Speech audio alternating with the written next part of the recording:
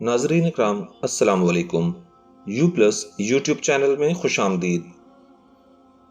नाजरीन इकराम, नमाज अल्लाह ताला की वो अजीमुल शान इबादत है, ये वो तोहफ़ा है जो अल्लाह ने अपने प्यारे महबूब हज़रत मोहम्मद मुस्तफ़ा सल्लल्लाहु अलैहि वसल्लम को अपने दीदार से सरफराज फरमाने के बाद अता फरमाया। ये ऐसी इबादत है जिसका कोई सानी नहीं। इसके पढ़ने में हमें वो सुकून और इत्मीनान मिलता है जो पूरी दुनिया में बल्कि कायनात में किसी चीज़ में नहीं मिलता।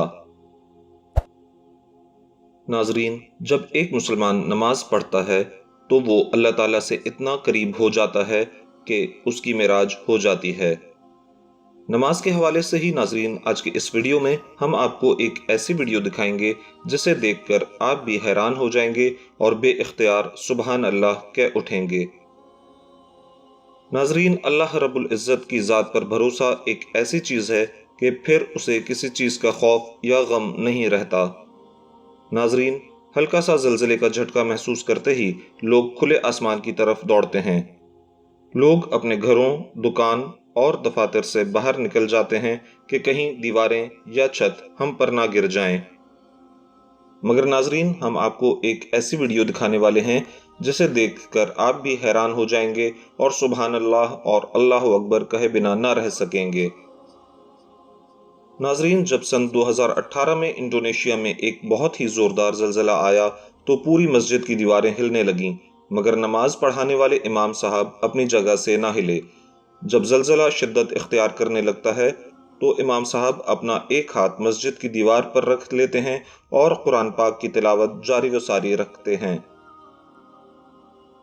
नाजरीन, ये ज़लज़ला इतना शदीद था कि मस्जिद की दीवारें तकरीबन 2 मिनट तक हिलती रहीं, मगर मस्जिद के इमाम साहब अपनी जगह पर खड़े रहे और कलाम पाक की तिलावत जारी व सारी रखी और नमाज मुकम्मिल कर दी। नाजरीन, अगर मौत मस्जिद में आ सकती है तो मस्जिद के बाहर भी आ सकती है। ये अल्लाह ताला की ज़ात पर भरोसे का नतीजा है।